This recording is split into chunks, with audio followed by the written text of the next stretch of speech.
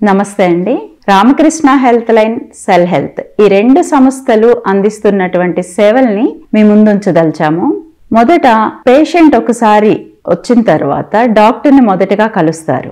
Doctors కలిసి వాళ్ళ సమస్యను చెప్పిన తర్వాత దానికి సంబంధించినటువంటి రిపోర్ట్స్ చూసి ఆ రిపోర్ట్స్ ను బేస్ చేసుకొని సప్లిమెంట్స్ ఇస్తారు. డైట్ తో కలిపి ఈ సప్లిమెంట్స్ తీసుకుంటాం వల్ల చాలా రకాల వ్యాధుల్ని చక్కగా తక్కువ సమయంలో మంచి ఫలితాలు వచ్చేలాగా నయం చేయగలిగారు. ఇందులో డైట్, సప్లిమెంట్స్ తో పాటు acupressure, acupuncture, pain management, yoga ఇలాంటి థెరపీస్ ను కూడా యాడ్ చేయడం జరిగింది రీసెంట్ గా.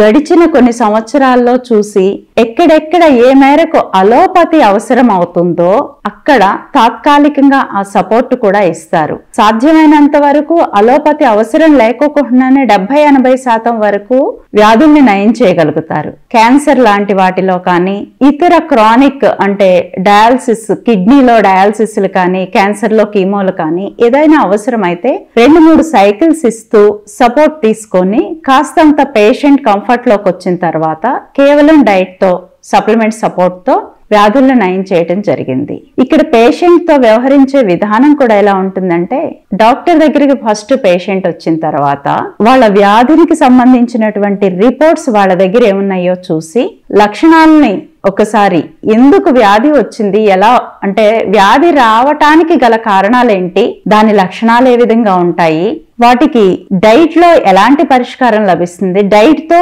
పరిష్కారం ఏ విధంగా ఇవ్వగలుగుతున్నాము, సప్లిమెంట్స్ ఎలాంటి రోల్ ప్లే చేస్తాయి, సపోర్టింగ్ గా ఎలా ఉంటాయి. సాధారణంగా సప్లిమెంట్స్ అంటే మందులు కాదు, ఆహారంలో వేటిలో అయితే ఔషధ గుణం ఉందో ఆ ఔషధ గుణాన్ని ఎక్స్ట్రాక్ట్ చేసి క్యాప్సుల్ గా కానీ, పౌడర్ ఫామ్ లో కానీ, సిరప్ గా కానీ అందించడం జరుగుతుంది. ఇవి పూర్తిగా న్యాచురల్, ఎలాంటి సైడ్ ఎఫెక్ట్స్ ఉండవు. సప్లిమెంట్ రోల్ ఏంటి అంటే ఇమ్యూనిటీని బూస్ట్ చేయటం, సెల్ రీజనరేట్ అవ్వటం, ఆర్గాన్కి స్ట్రెంగ్త్ ఇవ్వటం, డీటాక్స్ చేయటం, ఇలాంటి వాటిలో సప్లిమెంట్ సపోర్ట్ అందుతుంది. సో ఒకవైపు డైట్ ఏం చేస్తుంది, డైట్ లో ప్రధానంగా డీటాక్స్ చేయటం అంటే రోగ కణాలకు ఆహారం అందించకుండా వాటిని పస్తుబెట్టి క్షీణింప చేయటము, ఆరోగ్య కణాలకి అవసరమైనటువంటి న్యూట్రిషన్ మీల్ ని బాగా ఇవ్వటము.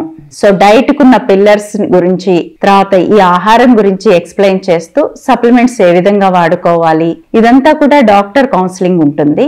తర్వాత సప్లిమెంట్స్ తో పాటు diet, acupressure, acupuncture, pain management, yoga ఇంకా కొన్ని రకాల థెరపీస్ ఎవరికి అవసరమో వారికి మాత్రమే అవి అందిస్తూ ఈ డైట్ మొదలు పెట్టేటప్పుడు ఏ విధంగా మొదలు పెట్టాలి, మొదలు పెట్టే సమయంలో ఎలాంటి ఇబ్బందులు వచ్చే అవకాశం ఉంది అంటే డైట్ మొదలు పెట్టినప్పుడు మెటబాలిజం చేంజ్ చేయటం ద్వారా అలవాటు లేని కొబ్బరి నూనె కడుపులోకి తీసుకోవటము, వీటి వలన కొద్ది మందిలో కొంచెం వామిటింగ్స్, మోషన్స్ 2-3 రోజులు అయ్యే అవకాశం ఉంది. అది అయితే ఎలాంటి ప్రికాషన్స్ తీసుకోవాలి, టాబ్లెట్ వేసుకొని డైట్ కంటిన్యూ చేయటము, అలాగే డైట్ లో కొనసాగే సమయంలో ఏ విధంగా ఉంటుంది, డైట్ ని ఎప్పుడు ఆపాల్సి వస్తుంది, ఆపే విధానం ఎలాగా, ఆపిన తర్వాత ఏ రిజల్ట్ వచ్చిందో అది నిలబడటానికి మెయింటెనెన్స్ ఎట్లాగా అంటే పోస్ట్ డైట్ ప్రోటోకాల్ ఎలాగా, ఇవన్నీ కూడా చక్కగా డాక్టర్ పేషెంట్ కి అవగాహన వచ్చే వరకు ఎక్స్ప్లెయిన్ చేస్తారు. తర్వాత తగిన సప్లిమెంట్స్ తీసుకొని,